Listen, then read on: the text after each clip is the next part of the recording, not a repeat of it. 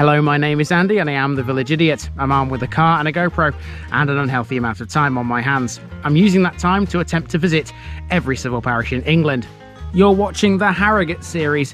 Harrogate is a large borough, one of the 11 districts of North Yorkshire. It's got 139 civil parishes. Which one are we in this episode?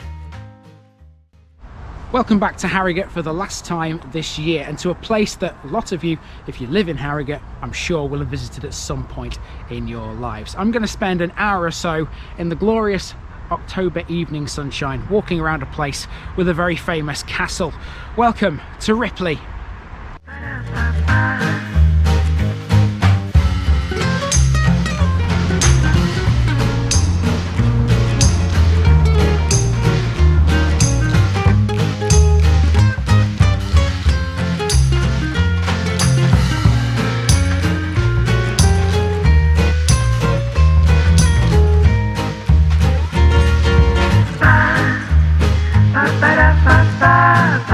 Here's my disclaimer for people who may be watching me for the first time. I say things as I would in my native accent and dialect. As a result, I may not pronounce things in the same way as the locals do. Remember, I'm a visitor. It's impossible to know everything.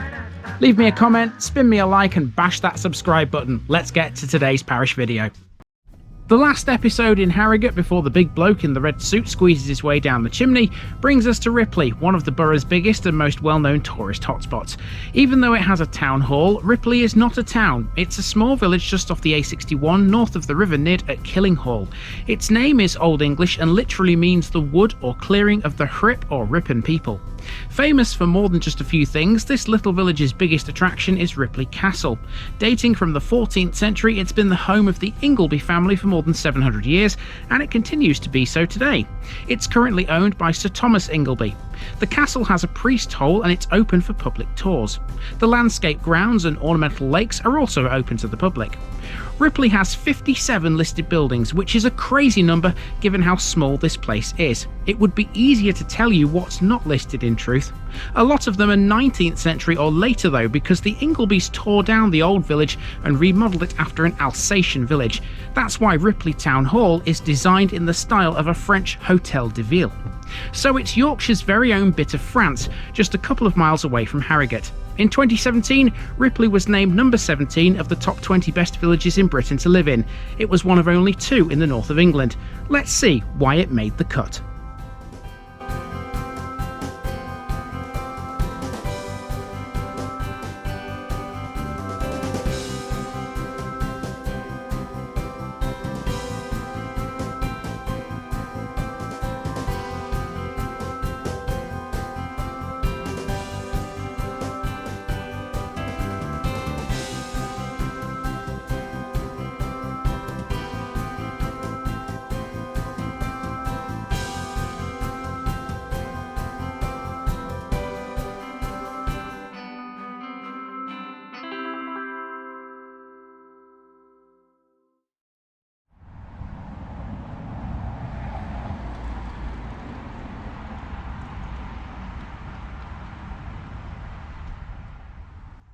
We begin in Ripley's public car park located to the south of the main village cluster. Here's a map showing you the whole village.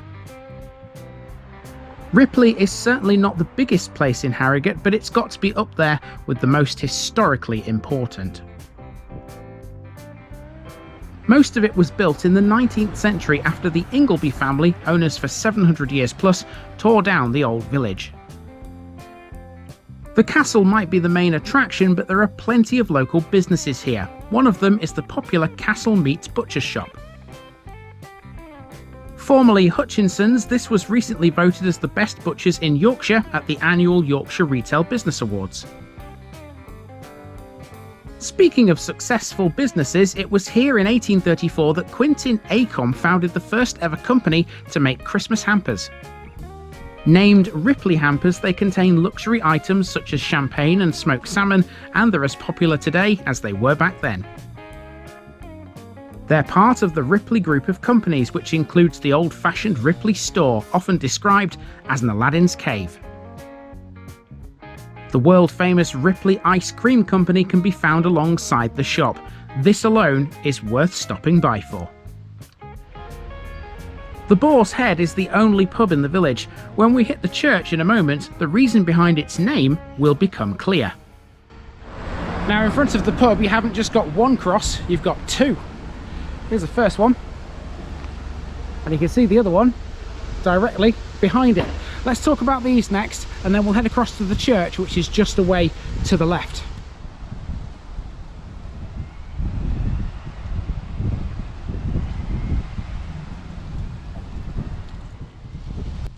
This first cross on a 5-step base is of the market variety. It's 17th century and has a sundial and a set of stocks for close company. The second is the War Memorial, a pointed stone which has names from both world wars. This one includes both men and women. Now we've hopped over the road to All Saints Church. This is the second oldest building that remains in Ripley today, behind only the castle. Built in the 14th century, this replaced a former chapel which stood half a mile to the south, which had some issues with subsidence. That fact would earn it the nickname the Sinking Chapel. Stones from it were reused in the building of this current structure. The porch is a memorial to Ripley Hampers founder Quintin Acomb. It was erected in 1863, a year after his death. Once a simple building, this one has been added to several times. The first major change was in 1567 when the tower was heightened. Here's the east window. On the east wall there's bullet holes where royalist prisoners were shot by Cromwell's men during the Civil War. Now we're in the beautiful chancel. Check out this amazing panelled Victorian ceiling decorated with floral and leaf patterns. Soon enough we're finding the Ingilbys. This is the tomb of Sir Thomas Ingilby, which was originally in the Sinking Chapel. He was knighted by Edward III for saving his life after he was attacked by a wild boar, and that explains the pub's name. There are far too many tablets and features on the walls to list them all, so here's the Roll of Honour on the south wall of the nave. Okay, once out of the church, you're then faced with this. I'm pretty sure a lot of people are very familiar with the building that is right in front of us here. That's Ripley Castle, easily the biggest and most well-known landmark in this place. Let's go and talk about it and see what it can tell us.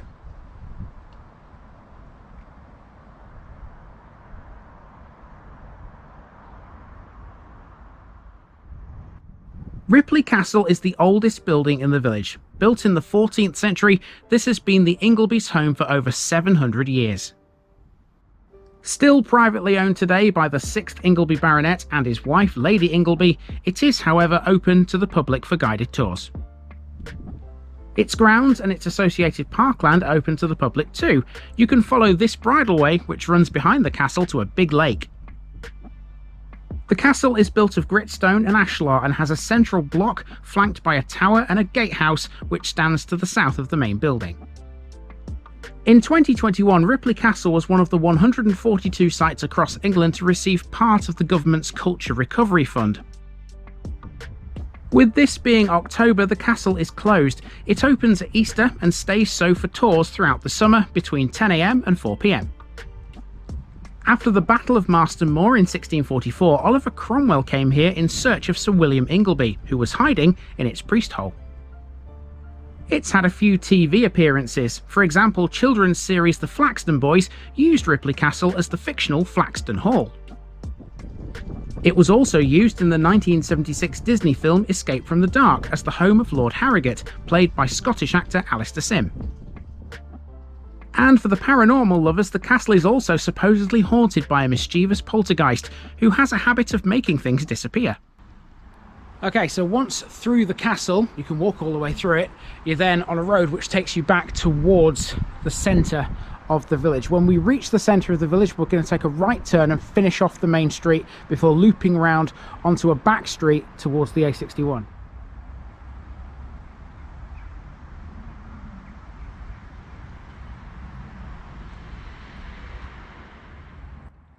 The northern end of Main Street takes us past a row of houses known as Town Hall cottages. These are next to the Town Hall. When the Ingilbys demolished most of the village in the 19th century, apart from the church and the castle, it was remodelled on an Alsatian village. Ripley Town Hall, therefore, was built in the style of a French Hôtel de Ville. It's often used now as a venue for live music. Having been to France myself, I can say the whole village does have a certain French feel about it, thanks to its design. There are British standards though, like the empty red phone box and a George VI pillar box I found close to the town hall. On the other side of the road is the tiny Ripley Endowed C of E primary school, rebuilt in 1830 with the rest of the village. It was originally built in 1702 by Mary Ingilby and endowed with the fortune of her sister Catherine. They were Sir William Ingilby's daughters. Next door is a gin distillery. Harrogate Tipple relocated here in 2018 after negotiations with the castle owner, Sir Thomas Ingilby.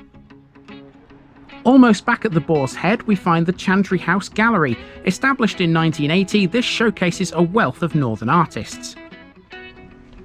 And nearby is the bus shelter, which has a parish notice board. Ticket off, guys. Ripley is served, by the way, by the number 36 bus. For a small place, there's a lot here, isn't there? And you know what? I think this time of day is actually a really good time to come and visit Ripley, to appreciate it all, because you haven't got the massive crowds around, you know, who are looking at everything. You're on your own virtually, because a lot of people have gone home at this point. So you can appreciate it more. Okay, let's continue then. Past the Fizzy Fox, which you can see there.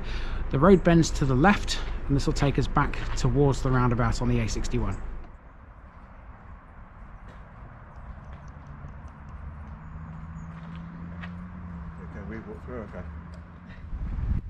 Orchard Lane is like Ripley's back street. Fizzy Fox, which we passed a moment ago, is a home interior and clothing boutique. Orchard Lane is mostly residential. I wouldn't like to suggest the average house price here, but it's got to be like a telephone number. At the end of the lane is a small playground with a lot of modern equipment like swings and climbing frames for the local children. It brings us to a wooded area which flanks the entrance to the village. Now let's hit the A61, which bypasses the village to the east. There's not much down here apart from Birchwood Farm on the left. It's a livestock farm which produces local meat.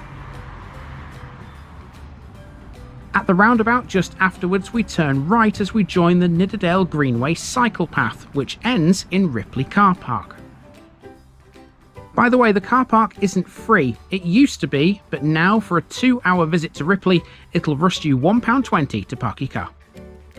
Ripley Cricket Club is located just behind the car park. Guess what league they play in? Go on, you'll never get it. Okay, we're back to the beginning here in the car park in Ripley. That's a brilliant little place, isn't it? Well worth coming to visit.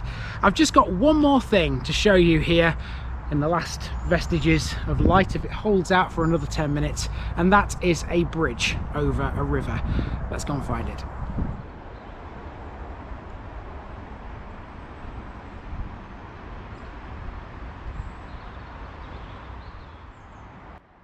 This is Killinghall Bridge. It was built in the 1950s to carry the A61 across the River Nidd, replacing an old bridge in the process. Here's the Nidd. This is actually the first time we've seen it. This spot used to be a popular location for many local artists. The Nidd is the boundary between Killinghall and Ripley, a fact that's backed up by these old signs on the old bridge. The old bridge was built in the 17th century and still carries an active road. This now leads to the former Killinghall quarry. The Nidderdale Greenway runs close to this spot too because it follows the route of the former Nidd Valley railway line. Ripley Valley Station was on the other side of the A61. For a short time it was named Ripley Castle. It closed in 1951. And that's been Ripley, folks. Time to head back over the Nidd via the new bridge and back to Killinghall, almost in the dark. Do join me again next year when the Harrogate series continues. We've still got 130 to go up here, and if these have been any indication of what's to come, well, I can't wait for 2024. Merry Christmas, Harrogate.